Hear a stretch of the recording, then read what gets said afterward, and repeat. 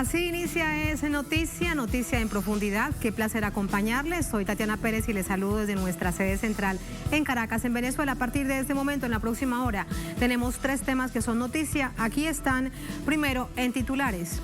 En noticia, Estados Unidos y el mundo, la administración Biden continúa este viernes con su estrategia de ilegales sanciones. De nuevo, Cuba y Rusia fueron el centro de sus agresiones. ¿Por qué un demócrata mantiene la misma política exterior de un republicano? ¿De quién pretende distanciarse? Vamos a analizarlo. Y otra pregunta fundamental, ¿quién puede sancionar a Estados Unidos? Lo tenemos todas ellas para nuestro analista en estudio, Orlando Romero Harrington. En noticia, Bolivia, el fiscal general presenta una acusación formal al Tribunal Supremo de Justicia, a esta alta corte, para que se remita a la Asamblea Plurinacional y se inicie un juicio de responsabilidad contra Yanine Áñez. La presidenta de facto es acusada por las masacres de Sacaba y de Sencata. De esto y del informe de expertos independientes sobre el golpe presentado esta semana hablaremos con el ministro de Justicia, Iván Lima. En noticia, México, una corte federal de Massachusetts en Estados Unidos admitió la histórica demanda del gobierno de López Obrador contra una decena de empresas estadounidenses por tráfico de armas. Según el gobierno de México, estas acciones han influido en la profunda violencia del país. Les explicamos en noticia. Bienvenidos, bienvenidas. Así comenzamos.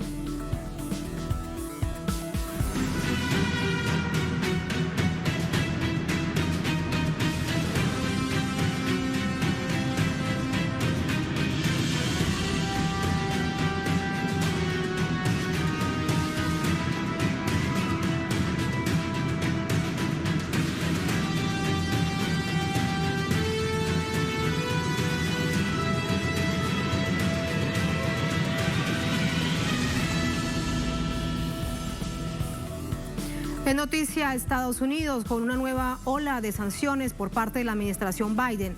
Cuba y Rusia fueron hoy el objetivo. En la lista de perseguidos por la ilegal política de Washington está Venezuela, que discute sobre el fin de estas acciones en diálogo en México. El gobierno de Joe Biden emitió nuevas sanciones contra Cuba, específicamente contra 3 responsables militares y de seguridad de las Fuerzas Armadas y el Ministerio del Interior, por la supuesta represión a las protestas del mes pasado en la isla. Es la 4ª vez que Washington emite sanciones contra militares cubanos por el mismo asunto. El canciller cubano Bruno Rodríguez dijo este viernes que Estados Unidos carece de autoridad moral para seguir imponiendo sanciones. Rechazó el persistente afán estadounidense de agredir a los cubanos y de reforzar el bloqueo económico.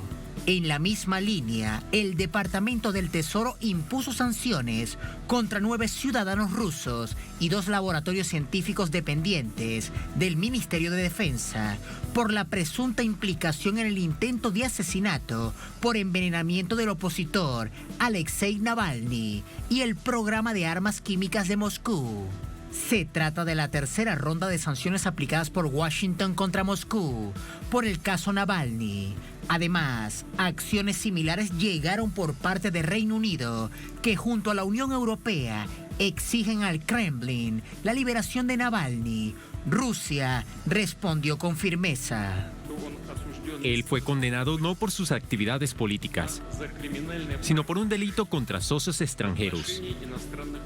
Por su parte, Venezuela, otro objetivo frecuente de las acciones coercitivas del país del norte, discute sobre el fin de las sanciones impuestas, agravadas hasta convertirse en un bloqueo comercial y financiero. Este es uno de los puntos centrales del diálogo entre el gobierno y sectores de la oposición que se desarrolla en México. La administración Biden demuestra que con republicanos o demócratas en el poder, Estados Unidos siempre encuentra una excusa para inmiscuirse en los asuntos de naciones que no se someten a sus designios.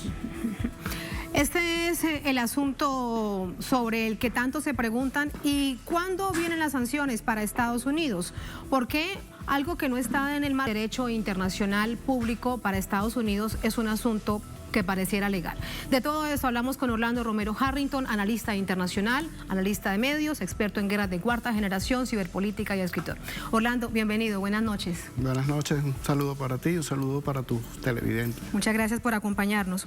Orlando, es justamente esto, ya es, digamos que normal, aunque se normalice lo anormal, que Estados Unidos sancione al que se le ocurra. Sí. En este caso en particular habría que filtrar esta información que nos está llegando desde el tamiz de la política interna de Estados Unidos, ¿no? En este momento Joe Biden sufre una oposición, digamos, a nivel político bastante particular, puesto que en estos días se acaba de manifestar el expresidente George Bush, el famoso, el tristemente célebre, conocido como el matón de Estados Unidos, interpelando a Joe Biden. Y dentro de la política interna de Estados Unidos, Joe Biden quiere caracterizarse como un líder progresista, un líder que combate, que enarbola la bandera de los derechos humanos, un líder de amplitud, un líder que aboga por las libertades civiles. Secuencia de sanciones que emite en este momento Estados Unidos, sobre todo por la temática de derechos humanos, reside principalmente en la intención de erigirse como un faro de los derechos humanos, como una figura importante de los derechos humanos, no solamente para potenciar el prestigio de Estados Unidos dentro del ámbito internacional, sino para recuperar espacios perdidos. Por ejemplo, la ONU. En estos momentos la ONU es un cascarón vacío, a pesar de ser su organismo, ser su patio, pues Estados Unidos tiene una presencia muy débil a nivel diplomático dentro de esta organización. Sí, esto es bastante paradójico porque Biden, como un demócrata, trató siempre de marcar una gran distancia, pero muy amplia, de un republicano como Donald Trump. Y prácticamente hacen lo mismo en política exterior. Cuando estamos hablando de este proceso de ilegales sanciones, hacen exactamente lo mismo. Con Cuba, en los últimos meses de Trump, cada día había nuevas sanciones. Y con Biden, pues, hacen exactamente lo mismo. Sí, no hay una diferencia marcada, digamos, no hay una diferencia fundamental dentro de las dos tendencias que dominan el espectro político de Estados Unidos, sean conservadores y liberales y republicanos. Pues allí no hay nada que discutir. Lo que sí es importante es que dentro de este espectro de sanciones y este espectro de, digamos, esta guerra asimétrica que realiza Estados Unidos a nivel de información contra las naciones sudamericanas, en especial Cuba y Venezuela, pues nosotros hemos asistido a un escenario, un nuevo escenario que nos brindan las condiciones generales, el contexto general a nivel mundial. Estamos hablando de la pandemia, estamos hablando de el advenimiento de esa revolución de la sociedad de la información que tanto se ha mencionado, sobre todo el advenimiento de los nuevos sectores como son las ciberpolíticas.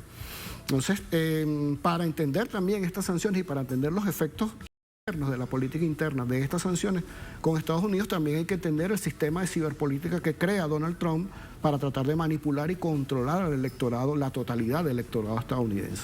¿Y lo utilizaron a través de todas las redes sociales, a través de todos los mecanismos que encontraron, lo utilizaron, Orlando? Sí, es que fíjate, si tú ciberpolítica, el término es tan extenso, y para que tengas más o menos una idea de lo que hizo Trump o lo que está haciendo Trump en este momento, pues la ciberpolítica abarca desde la militancia política hasta la creación de la identidad política del usuario, hasta la política que van a generar los robots, es decir, las políticas que van a tener las máquinas.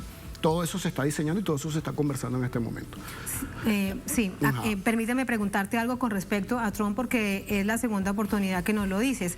No se ve por fuera un gran movimiento de esta figura que para unos fue lo mejor posible, pero para otros fue un verdadero dolor de cabeza, todo esto dentro de Estados Unidos.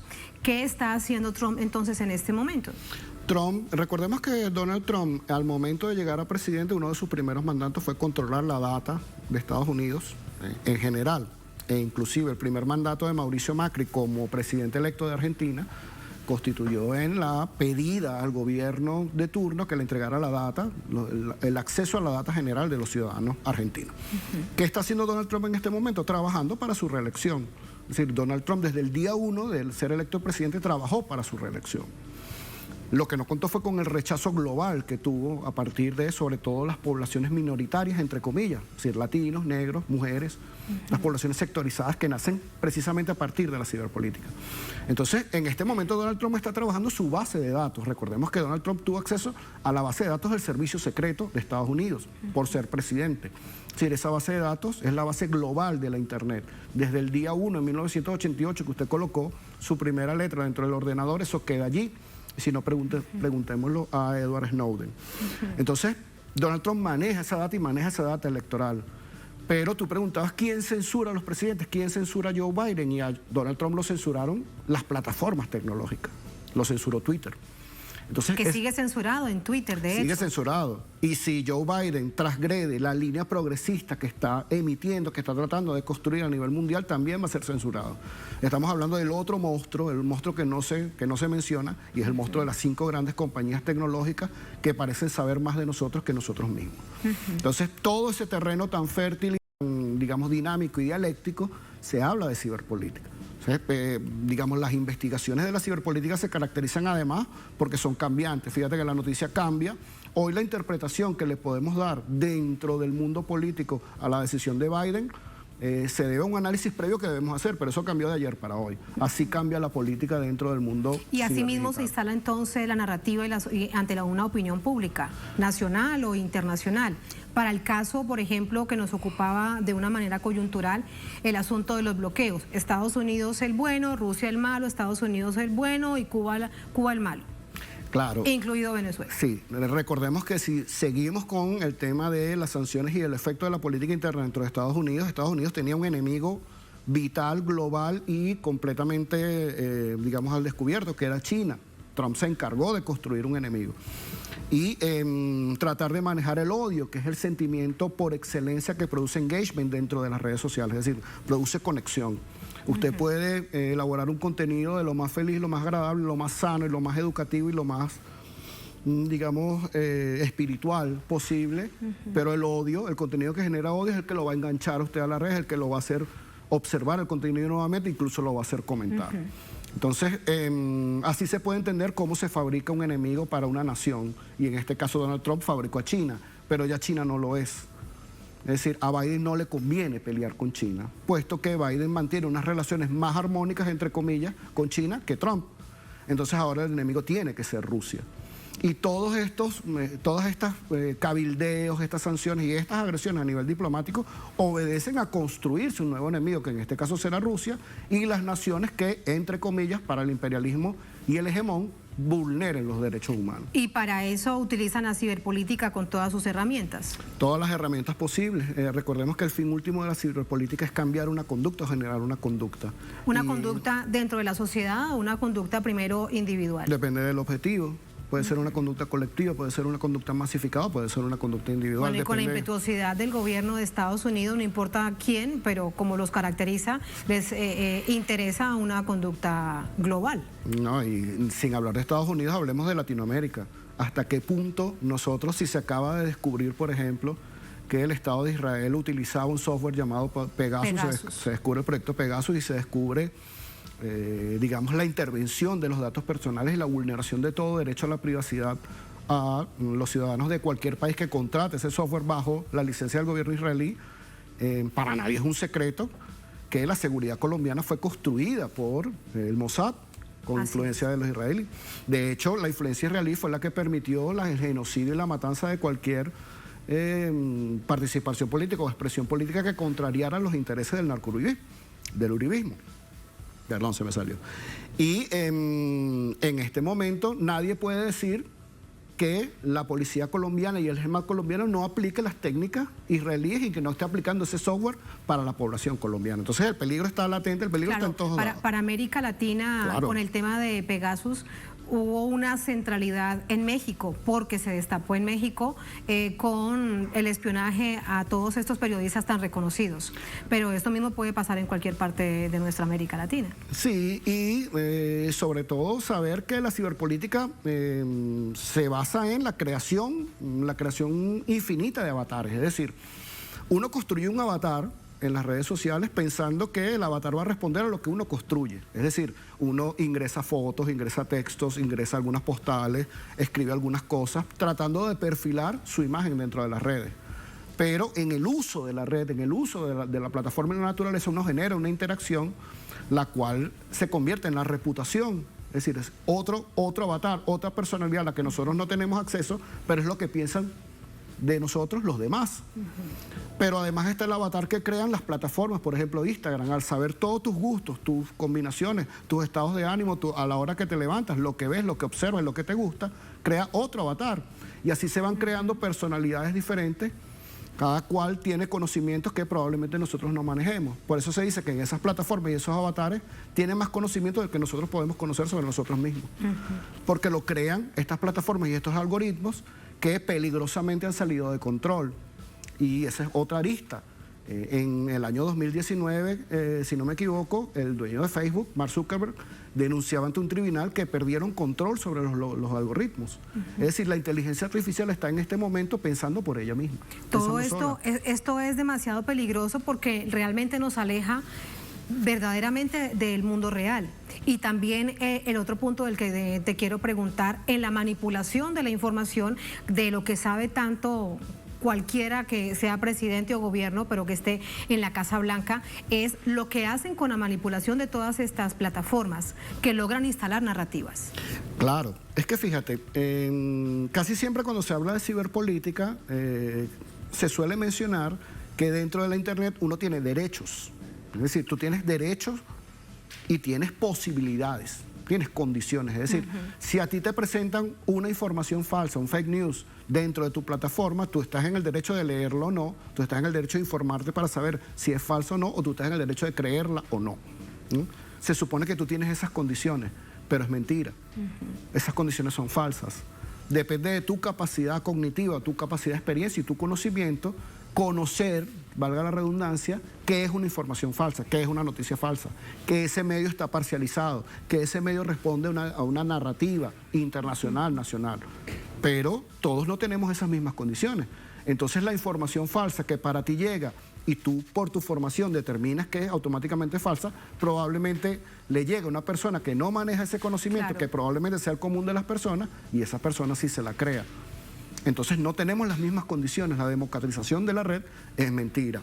Depende sobre todo de tu formación personal, tu inquietud y tu posición, tu perspectiva histórica frente a la sociedad y frente a unos poderes que no se han manifestado totalmente, pero que tienen el poder de, por ejemplo, censurar al presidente de Estados Unidos. Por ejemplo, y con respecto a los asuntos que resultan fundamentales para una nación, para el caso de Venezuela, Orlando, el diálogo le está apostando de nuevo al gobierno con este otro sector de la oposición en México, que siempre lo que trataron de hacer fue dar un golpe de Estado por distintas vías, que el chavismo prácticamente desapareciera del país.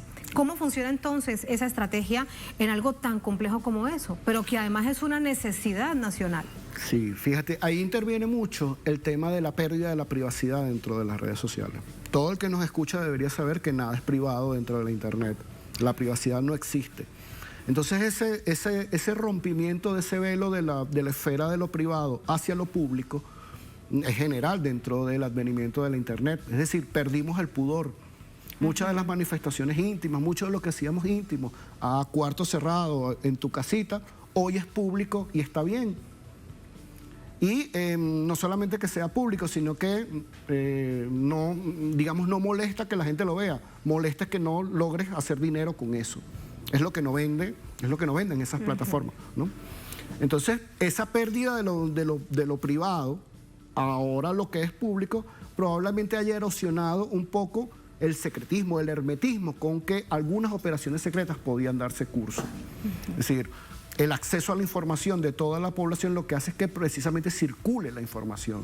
Casos como el golpe de Estado planeado por el gobierno de Estados Unidos junto a Juan Guaidó no se pudo dar por el grado de comunicación, el grado además de politización que tiene el pueblo venezolano. Pero fue el grado de comunicación y el grado de develar un golpe y un proyecto que venía hace días, que venía fraguándose, y que no pudo hacerse, por ejemplo, hace 20 años con el golpe del comandante Chávez o con cualquier golpe que se hubiera dado hace 20 años. Era imposible. Hoy en día mantener algo en secreto resulta complicado, les resultó complicado. Y esos procesos de comunicaciones lo que hacen es erosionar esas operaciones secretas ejecutadas por el Claro, con imperialismo. ese ejemplo que nos planteas, desde esa perspectiva uno dice, bueno, siquiera que existe este mundo de la información y a este punto hemos llegado, por ejemplo, para profundizar en algo que eres experto como la ciberpolítica, pero no siempre es así. Muchas veces existe para que suceda todo lo contrario, literalmente para hacerle mal a un pueblo. Claro, es que fíjate, nosotros, hablando de ciberpolítica, y ya que estamos en el tema, nosotros, los seres humanos, la población en general, maneja solamente el 3% de la Internet. La Internet es el mejor, digamos, la imagen de una Internet es un iceberg, un glacial, en donde manejamos solo el pico y el gran contenido de Internet está debajo del agua. Y ese contenido que está debajo del agua lo han llamado la Deep Web, la web profunda. Y en la web profunda consigues desde terroristas israelíes hasta satanismo, pornografía, es decir, todos los contenidos que por alguna razón la sociedad convencional censura están allá abajo. Y estar allá abajo significa que eso es un hervidero, un caldo de cultivo para cualquier servicio, para comprar cualquier cosa, sin regulaciones, sin control. Al acceso de cualquiera. Entonces, dentro de ese mundo y dentro Y aparece, por ejemplo, Pegasus también, que lo compra otro gobierno. Claro. Y por un asunto de seguridad nacional hacen lo que quieren. Y sobre todo para el tema de los políticos y dentro de estas estrategias de golpe de Estado, porque no está solamente el golpe de Estado militares, también están los golpes de Estado, los llamados honeypots, los potes de miel, en donde asocian a un político con una preproducción interna a una situación indecorosa, una situación prohibida, lo graban, lo chantajean, sabotaje, todas esas operaciones de corte psicológico y de corte de sabotaje interno que ha sufrido Venezuela y que va a seguir sufriendo Venezuela, parten también del uso de la ciberpolítica dentro del apartado de la seguridad, de la ciberseguridad. También nos dices esto y pienso, por ejemplo, en la denuncia que ha hecho de manera permanente desde hace unos meses el gobierno cubano. Hay una estrategia no solamente de un bloqueo de más de 60 años, que es evidente, al que han resistido de una manera con tanta gallardía, pero también una operación comunicacional usando redes sociales, lo ha denunciado permanentemente el gobierno cubano.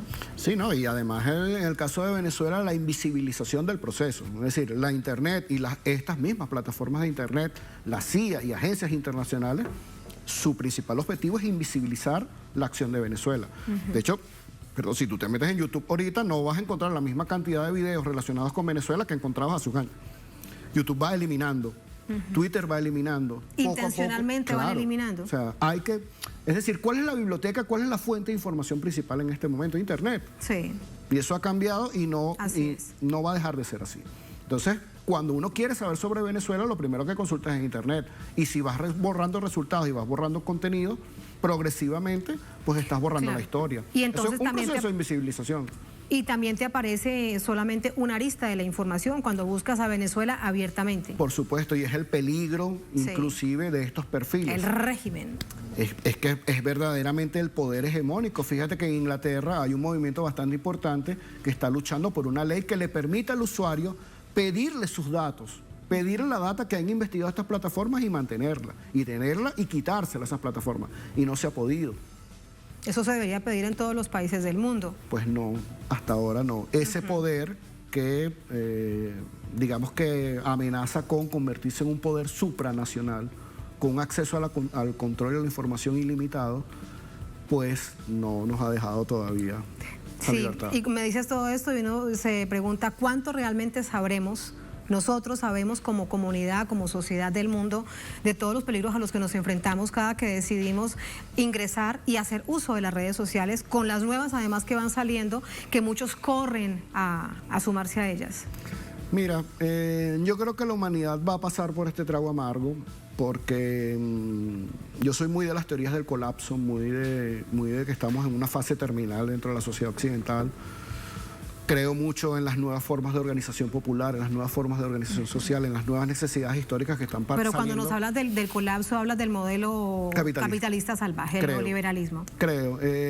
Hay tres grandes amenazas, que son los cambios climáticos, los desastres naturales y la implosión económica de ese modelo capitalista.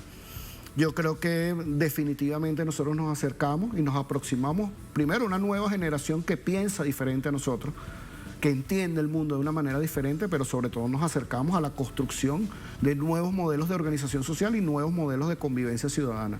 Creo que hacia allá deben apuntar los misiles, puesto que hay unas nuevas necesidades históricas, unos nuevos ismos, unas nuevas naturalezas, unos nuevos pedimentos de la juventud que hay que ponerles la cara, hay que, digamos, conversar con ellos e incorporarlos dentro de nuestro modelo, porque corremos el riesgo de quedarnos atrás cada hora, cada día que pasa. Sí, y con respecto a la juventud, con toda la gran capacidad y bueno, la información que tienen por millones, la facilidad para ser manipulable dentro del marco de la ciberpolítica, Orlando. Sí, hablábamos de las condiciones. Es decir, la ciberpolítica abarca también el tema de la militancia política, y la militancia política es una causa natural de los adolescentes. Desde los 12 años el adolescente se está rebelando frente al sistema, frente al entorno. Es su característica principal y yo diría que es su belleza, ¿no? Esa rebeldía innata del adolescente. Y esa rebeldía innata del adolescente, fíjate, en estos tiempos de pandemia, un adolescente sitiado dentro de su casa con muy poca movilidad la va a encontrar en internet. Claro. Y esas luchas contra las causas... Con año y medio de encierro. Y las luchas contra las causas injustas, porque la esencia de ser revolucionario es luchar contra una causa injusta, las puede encontrar... Pero allí también hay fácilmente manipulación. Dependiendo de la fuente que consulte, claro, dependiendo de la plataforma, porque de repente una plataforma comercial que le interesa lo comercial, le interesa que ese muchacho o esa muchacha no ejerza o no explore literatura de izquierda o literatura de historia, le conviene que explore otro tipo de literatura, otro tipo de libro. Y es allí donde las plataformas nos indican, en base a nuestros logaritmos, lo que ellas piensan o lo que su dueño piensa que nosotros debemos informar, debemos leer. Es allí el peligro. Sin duda que es muy peligroso y si los padres te están escuchando y madres, pues se les prenden además las alarmas, porque es que está allí toda la información, pasan muchas horas ante tabla, computador o celular. Para despedirte, Orlando, pregunta de análisis político, tu perspectiva con respecto al diálogo en México y todo esto relacionado con las elecciones del próximo noviembre aquí en Venezuela, elecciones regionales, mega elecciones.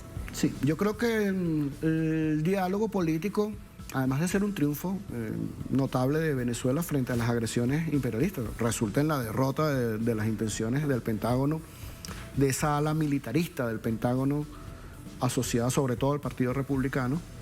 Creo que en primer lugar es una victoria muy sólida y muy contundente del gobierno venezolano a esas intenciones violentas, esas intenciones armadas. Lo otro es que no son las únicas intenciones armadas. Estuvo lo del golpe de Estado, estuvo la intervención de Caracas con bandas paramilitares. Es decir, esas organizaciones y esa narrativa va a seguir. No dudo que vaya a seguir, no dudo que vayan a seguir empleando métodos de violencia, digamos, así que crees subversivos. Que siguen jugando a varias bandas. Sí, mientras creo que están van a reunidos en bandas. México, aquellos que evidentemente están allí porque Estados Unidos lo aceptó, van a buscar mantener otras estrategias. Sí, yo creo que incluso lo de las negociaciones que se están dando a cabo estratégica de Estados Unidos en contraposición a la jugada del presidente Maduro. Esta jugada del presidente Maduro de construir o modelar en el futuro nuevos sistemas económicos, nuevas formas de relaciones económicas con otros países, alterando, sustituyendo, corrigiendo, orientando un poco nuestra situación económica actual. Creo que fue una jugada acertada porque pone en jaque la presencia económica de Estados Unidos en el continente. Es decir, que Venezuela pretenda comerciar con Irán, comerciar con China, comerciar con Rusia, en otras condiciones, saltando el bloqueo, pues genera alarmas en Estados Unidos y los obliga a sentarse en una mesa con un país en donde hay una perspectiva de progreso, hay una perspectiva de enlazamiento con otros polos productivos y, bueno, hay que sentarse en la mesa a nivel productivo de la manera más pragmática posible. Para que después no digan que ha sido un fracaso el intento de haber derrocado al gobierno, como sucede permanentemente con Cuba. No tanto un fracaso, es controlar el territorio. Es decir, Venezuela es un país con una riqueza de recursos que se pierde de vista. Es decir, las condiciones de Venezuela, la posición geográfica, el clima, la gente, las maravillas naturales que hay en Venezuela lo hacen un país apetecible para la inversión privada y sobre todo por las condiciones naturales del venezolano, como digamos el gentilicio del venezolano. O sea, lo hacen un país muy atractivo, es una costa, digamos, es una puerta de entrada al continente y Estados Unidos no puede quedarse atrás frente a esas inversiones que vienen de otros países. Yo creo que ahí hay una razón fundamental para ese diálogo.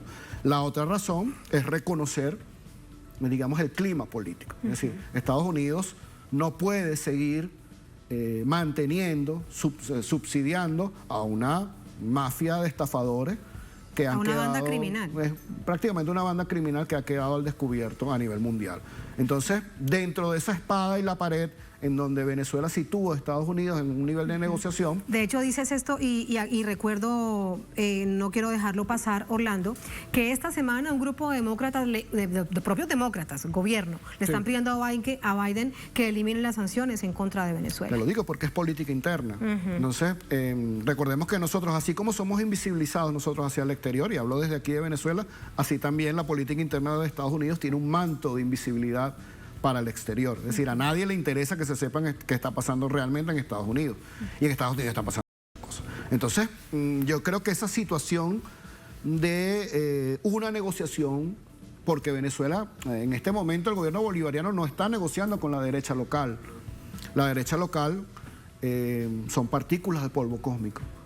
Es decir, en este momento Venezuela está negociando con Estados Unidos de México y algunos emisarios Así locales. mismo es.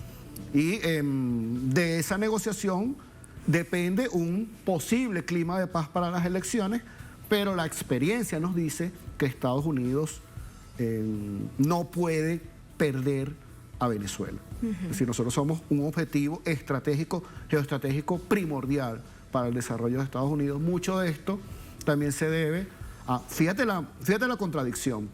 Biden promete en Estados Unidos a nivel interno un Green Deal, un New Green Deal, un nuevo pacto verde, ¿no? Una nueva energía ambiental, un alejamiento progresivo de las fuentes de recursos naturales. Energía limpia. Petróleo, energía limpia y todo aquello. Resulta que cuando desnudamos ese concepto nos damos cuenta de que producir energía limpia consume el doble de petróleo.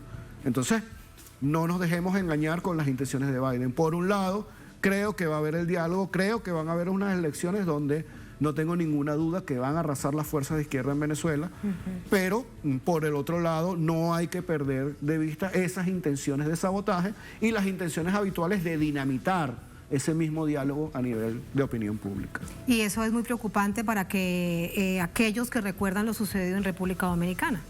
Sí, bueno, nos toca al pueblo venezolano y al pueblo latinoamericano en general ser vigilantes y aprender de las experiencias de cada uno. Los venezolanos tenemos que aprender de las experiencias de Chile, los de Chile tienen que aprender de nosotros, tenemos que aprender de Colombia, tenemos que intercambiar experiencias para tratar de unificar criterios en una revolución continental que la veo muy cerca. Yo creo que se vienen muchos cambios importantes en Brasil, se viene un cambio importante en Colombia, se vienen cambios importantes en varios países del continente y creo que debe haber una sinergia colectiva dentro del continente en base a propuestas concretas y propuestas sobre todo de unión continental. Y estamos además en calendario electoral, elecciones presidenciales en 2022 en Colombia, en 2023 en Brasil. Con eso te despido, Orlando, muchas gracias, un placer. Gracias a ti. Muchas gracias. Así nos vamos a la primera pausa en esta emisión de Es Noticia. Al volver en Noticia, Bolivia. El fiscal general presenta una acusación formal al Tribunal Supremo de Justicia para que se remita a la Asamblea Plurinacional y se inicie un juicio de responsabilidad en contra de Yanine Áñez, la presidenta de facto, es acusada por las masacres de Sacaba y Sencata. De esto y del informe de expertos independientes sobre el golpe de Estado, su conclusión del GIEI, hablaremos con el ministro de Justicia al volver en Es Noticia. Sigan con nosotros.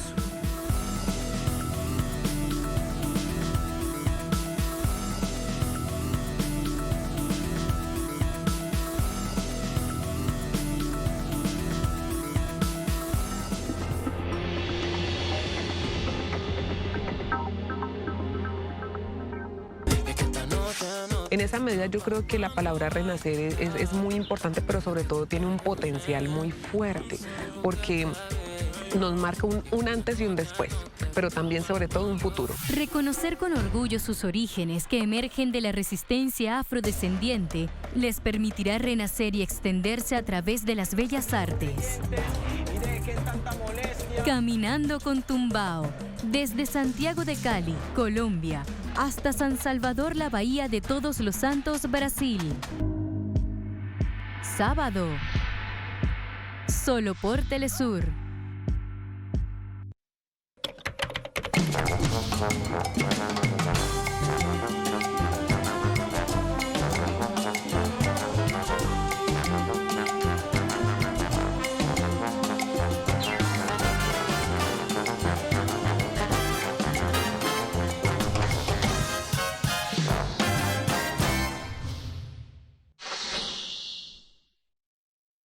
Sigue minuto a minuto nuestra programación, ahora disponible también en audio a través de nuestra página web. Podrás mantenerte al día sobre los acontecimientos y noticias que suceden alrededor del mundo con un enfoque latinoamericano y confiable. Telesur, la señal informativa de América Latina y el Caribe.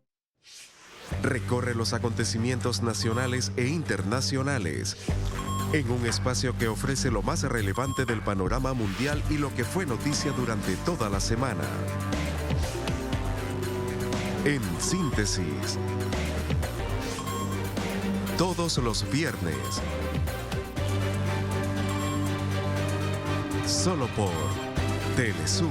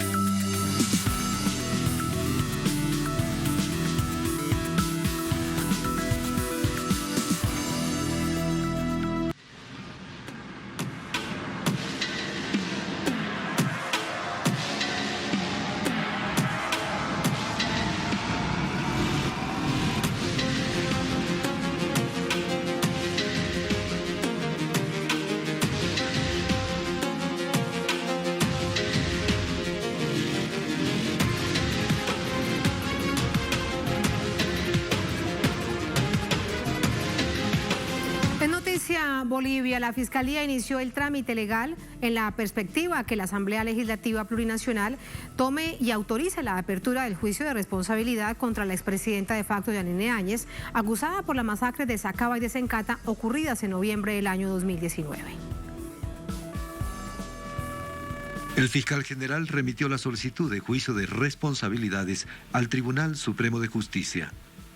El Ministerio Público presentó el día de hoy ante el Tribunal Supremo de Justicia requerimiento acusatorio contra la ciudadana Yanine Áñez Chávez por tales hechos calificados provisionalmente como genocidio, lesiones graves y leves y lesión seguida de muerte. El procedimiento señala que el Tribunal Supremo de Justicia en un mes debe decidir si remite la solicitud al Legislativo, donde se debe autorizar por 2/3 de votos la apertura de juicio de responsabilidad. Debe contener ese requerimiento las pruebas contundentes de que sí existieron delitos de lesa humanidad, tortura, ejecuciones sumarias, asesinatos, y también debe incluir los posibles culpables.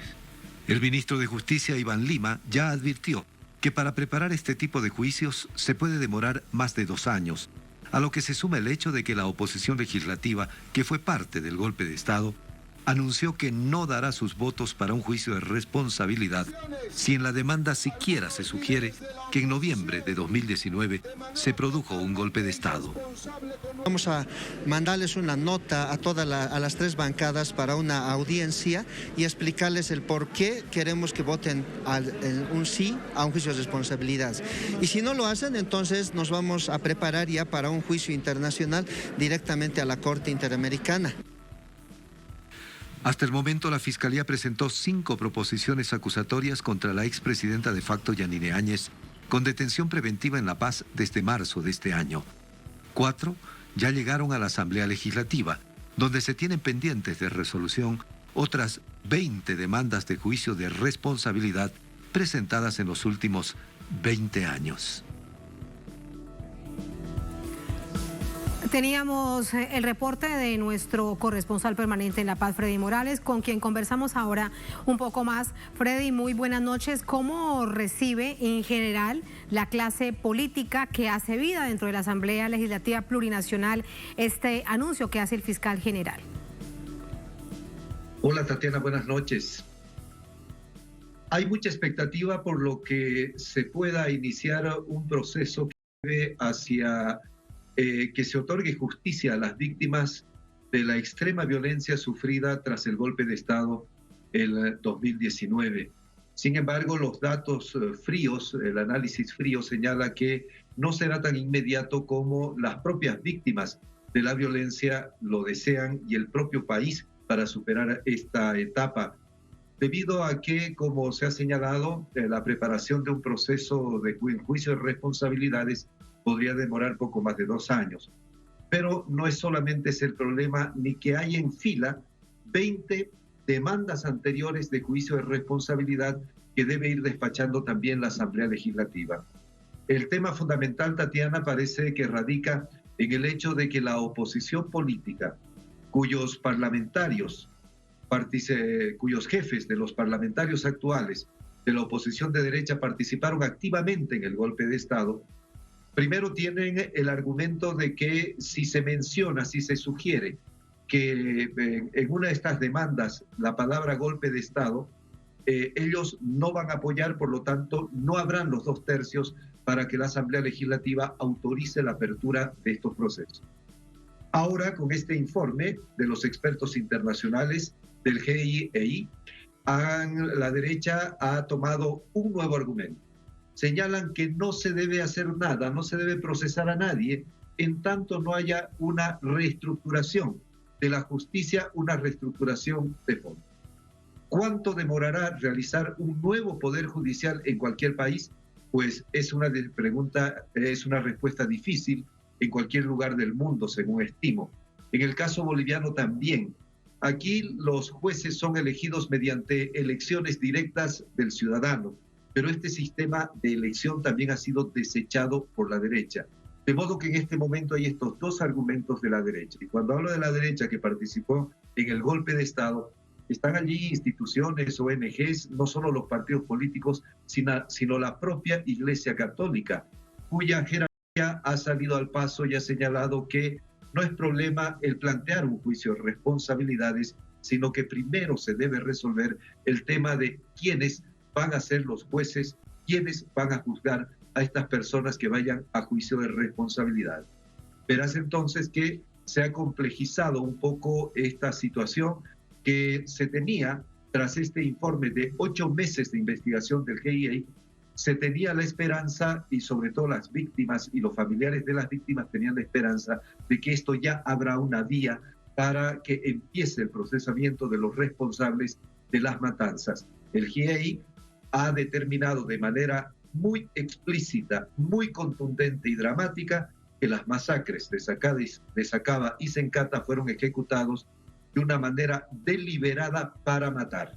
Incluso el informe dice que quienes huían, no solo quienes protestaban, quienes estaban en las marchas, sino que quienes huían fueron asesinados, y a esto es lo que este informe le ha llamado ejecuciones sumarias. Tatiana. Ejecuciones extrajudiciales, también hemos escuchado que se han referido a propósito del informe. Brevemente, Freddy, con todo esto que nos estás contando, parece que la esperanza entonces será la justicia ordinaria, los procesos que avanzan en la Fiscalía. Hay una posibilidad que se ha mencionado desde algunos ámbitos del movimiento al socialismo, en sentido de que si fracasa la posibilidad del juicio de responsabilidad, está la justicia ordinaria.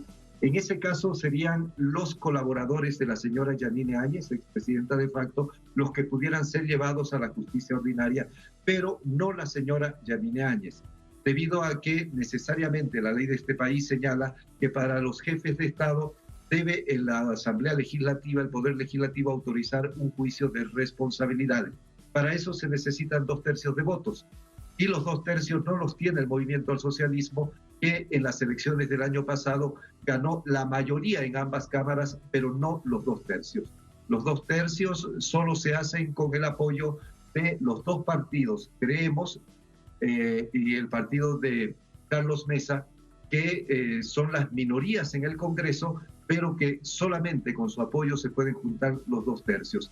Y estos 2 partidos, los jefes de estos 2 partidos, Fernando Camacho y Carlos Mesa, son partícipes activos en el golpe de Estado de 2019, de donde se derivaron los hechos tan violentos que han sido ratificados por esta última investigación internacional, Tatiana. Muchísimas gracias por todos esos detalles, Freddy. Buenas noches. Buenas noches. Muy buenas noches. Vamos a entrar así con el análisis. Nos acompaña para ello el ministro de Justicia de Bolivia, Iván Lima. Ministro, muy buenas noches. Es un gusto estar con ustedes. Muchísimas gracias. Ministro, la pregunta primera, la decisión de la Fiscalía conocida hoy se da justo en el marco de la entrega de este informe final del grupo de expertos independientes sobre el golpe de Estado del 1 de septiembre de 2019 al 30 de diciembre de ese año. ¿Cuál es su valoración sobre esta conclusión del GIEI?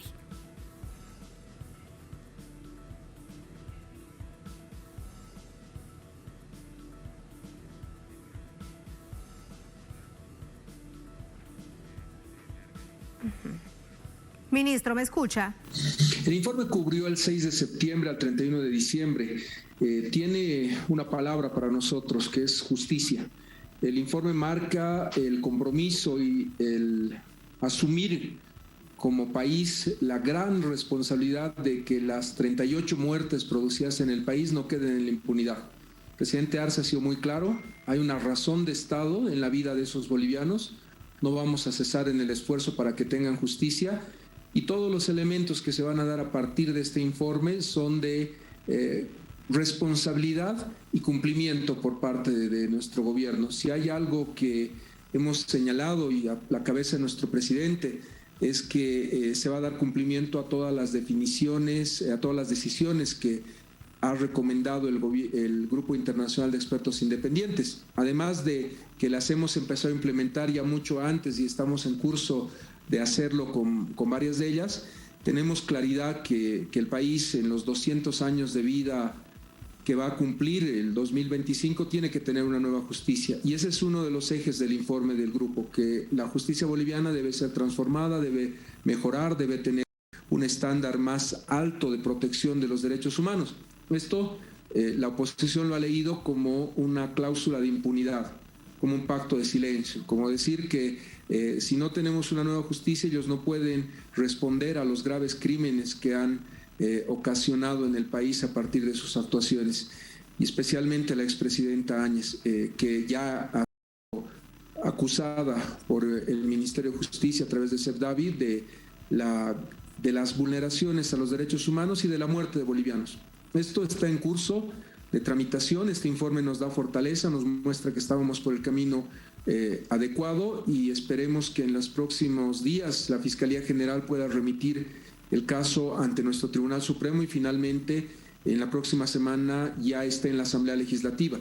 Esto es así porque por Constitución la responsabilidad que tiene la Asamblea Legislativa de conocer estas causas se da inclusive para gobernantes de facto. Se ha dado juicios de responsabilidades en la dictadura de García Mesa, de Banzer y de otros dictadores que hubieron en el país, por lo que no es llevar el caso a la Asamblea un reconocimiento a que Áñez sea una presidenta constitucional. Ella es una presidenta de facto, fruto de un golpe de Estado y una autoproclamación, lo reconoce también el GIEI, por lo que estamos con una sola palabra y con una palabra que define este informe: justicia. El mandato que me ha dado el presidente Arce es de dar cumplimiento al informe y encarar con toda la fuerza del Estado esta reforma judicial que es necesaria en el país. Ministro, durante el gobierno de facto, durante este año oscuro para el país, fue evidente la persecución judicial con un sistema judicial que se plegó sin duda a los golpistas. ¿Qué ha pasado con esa estructura judicial que hizo tanto daño?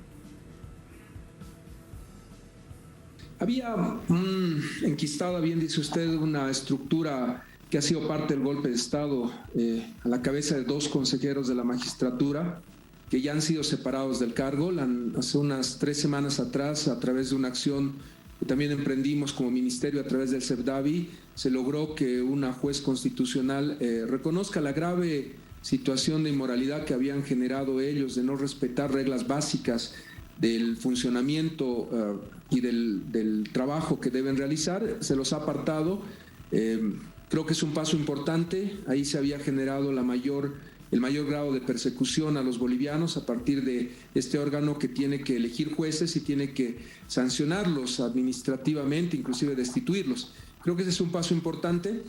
Hay, como usted señala, en curso una serie de investigaciones que ya ha anunciado el presidente del Consejo de la Magistratura a través de políticas de gestión y fiscalización a la labor de estos malos administradores de justicia.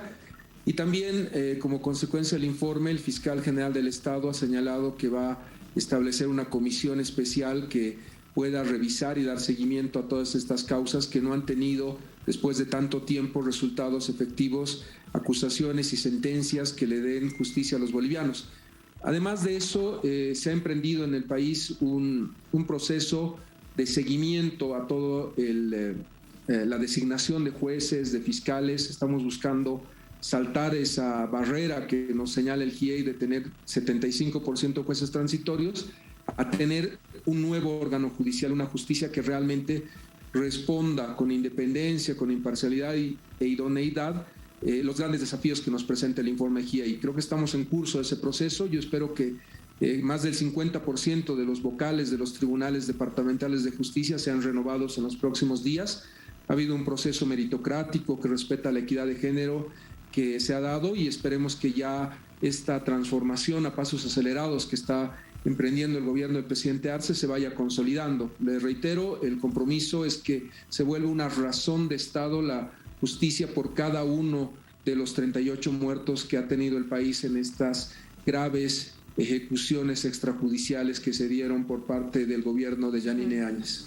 Ejecuciones extrajudiciales, según informe del GIEI. Ahora, lo que sucederá con respecto a la Asamblea Legislativa Plurinacional, ¿qué garantiza que esta instancia legislativa avance en ese juicio de responsabilidad contra Áñez, ministro? A ver, tenemos mayoría absoluta. Lo que no tenemos son 2/3 de votos de la Asamblea. La victoria del presidente Arce fue contundente, recuperó la democracia con el 55% de apoyo del país y en el Senado tenemos mayoría y en diputados tenemos mayoría. Yo lo que me referí y lo preciso es que necesitamos un voto calificado para que inicie el juicio de responsabilidades solamente contra Áñez. Los miembros de su gabinete que han firmado el decreto de la muerte no tienen ningún privilegio y van a tener que responder ante la justicia por el grave crimen que ha significado darles una exención total de responsabilidad a policías y militares para que salgan a reprimir al pueblo. Vamos a llevar adelante ese juicio contra Áñez y exigimos, le pedimos por razones jurídicas, políticas y por un compromiso con la vida de 38 bolivianos a Carlos Mesa y a Luis Fernando Camacho, que lideran la oposición, que puedan dar viabilidad al juicio de responsabilidades. Si Áñez logra un manto de impunidad que le den Mesa y Camacho, que también son actores que nunca han mostrado su compromiso con el pueblo boliviano, tenemos claro que vamos a continuar con los juicios contra los ministros que no tienen ningún privilegio y contra Áñez, que actualmente está con detención preventiva por actos irregulares que cometió como senadora. En lo nacional no vamos a cesar en el esfuerzo de justicia y también en la esfera internacional. Lo que no podemos permitir, y tienen que estar seguro el pueblo boliviano, es de tener impunidad para Áñez o para cualquier persona que haya participado como autor mediato de la muerte de bolivianos. Eso no se va a admitir. El mandato del presidente es muy claro. Tenemos que ir con toda la fuerza del Estado a darle justicia a las víctimas de estos graves crímenes. Ministro, hay un tema sin duda muy sensible contenido en este informe del GIEI y es la participación de grupos parapoliciales, paramilitares en el golpe de Estado y meses posteriores. ¿Qué hará la justicia al respecto? El discurso del presidente Arce en ese punto ha sido contundente. El mandato es que desmantelemos todos esos grupos parapoliciales y paramilitares. Ya están detenidos varios de ellos. Estamos en un trabajo conjunto con nuestro Ministerio de Gobierno, con la Policía Nacional, que ya está también restableciendo y recuperando su institucionalidad. No fueron todos los policías los que salieron a masacrar a su pueblo, fueron algunos y todos ellos están siendo procesados. El mandato es claro, desmantelar los grupos paramilitares y parapoliciales. El único que tiene el monopolio del uso de la fuerza es el gobierno elegido democráticamente. Las Fuerzas Armadas, la policía no delibera. Ellos tienen que garantizar que la democracia sea implementada, sea vivida por el pueblo boliviano. Y no puede permitirse de ninguna manera que exista esta serie de fuerzas parapoliciales y paramilitares. Actualmente tenemos procesos penales en curso, sus principales líderes están detenidos ya preventivamente y vamos a continuar con este esfuerzo. No podemos permitir de ninguna manera que en el país que se precia de democrático y de instituciones consolidadas puedan existir estos graves abusos a la dignidad de las personas y a la tranquilidad del pueblo boliviano. Nadie quiere que sigan estos grupos en funcionamiento y la muestra de ello es este contundente apoyo que recibió el presidente Arce para ser presidente. El 55% del país y más lo apoya en esta gestión. Es uno de los presidentes más reconocidos en todas las encuestas y está marcando un liderazgo de salir adelante en temas estructurales, justicia, salud, educación. Está marcando una línea de gobierno que está siendo ya reconocida a nivel internacional y, por supuesto, en nuestro país. Con eso lo despido, ministro. Gracias. Muy buenas noches. Gracias a usted. Muchas gracias a usted. Saludos. Muchas gracias. Así nos vamos a la última pausa en esta emisión de Es Noticia. Al volver en Noticia México, una Corte Federal de Massachusetts admitió la histórica demanda del gobierno de López Obrador contra una decena de empresas estadounidenses por tráfico de armas. Según el gobierno, estas acciones han influido en la violencia interna de México. Les explicamos al volver en Es Noticia.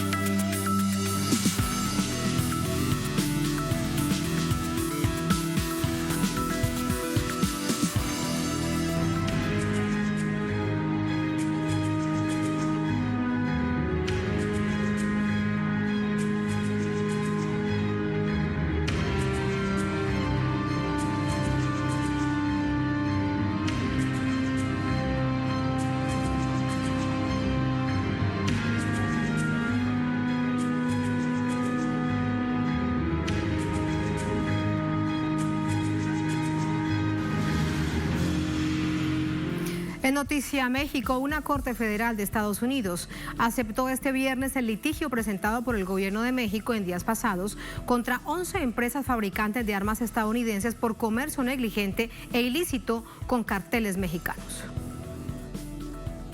La Corte Federal del Estado de Massachusetts, en Boston, aceptó la demanda introducida por el gobierno de México contra 11 empresas fabricantes y distribuidoras de armas por la irresponsable venta de armas a organizaciones criminales de la nación azteca. La noticia la dio a conocer este viernes el canciller Marcelo Ebrard, luego de que 10 días atrás el litigio fuera introducido. Se trata de un juicio histórico, ya que es la primera vez que la industria armamentística estadounidense es llevada ante la ley a solicitud de otra nación afectada. Las 11 fábricas de armas demandadas son Smith & Wesson, Barrett, Beretta Corporation, Beretta Holdings, Century, Cole, Glock GES, Glock Inc., Storm Ridger, Interstate y Whitmer Public. Algunas de estas empresas existen desde el siglo XIX, amparadas bajo la famosa segunda enmienda que permite a los ciudadanos estadounidenses portar armas libremente. Ebrard calificó la aceptación de la demanda como un gran paso para la solución de uno de los problemas más graves que enfrenta México, el tráfico ilegal de armas de las organizaciones criminales que operan entre ambos países, perjudicando especialmente a la nación mexicana. En el documento, México exige a las empresas demandadas una compensación por daños causados a la nación. Asimismo, exhorta a la industria a desarrollar e implementar estándares de supervisión y vigilancia de sus distribuidores y vendedores. La solicitud incluye que se incorporen mecanismos de seguridad a los productos armamentísticos para prevenir el uso de personas no autorizadas y se financien estudios investigativos, programas educativos y campañas mediáticas contra el tráfico ilegal de armas. Según fuentes oficiales de la Secretaría de Relaciones Exteriores de México, más de 500,000 de armas entran anualmente por la frontera desde Estados Unidos y según las pesquisas forenses, nada menos que 17,000 homicidios al año son causados por armas de fuego de marca estadounidense. Mientras tanto, la Asociación Estadounidense de Industria y Comercio de Armas de Fuego intenta lavarse las manos de lo que constituye un crimen, tal vez no para Estados Unidos, pero sí para México, donde, sin incurrir en injerencia, se apela a un procedimiento civil contra la manera descontrolada en que esas armas se mercadean con los carteles mexicanos.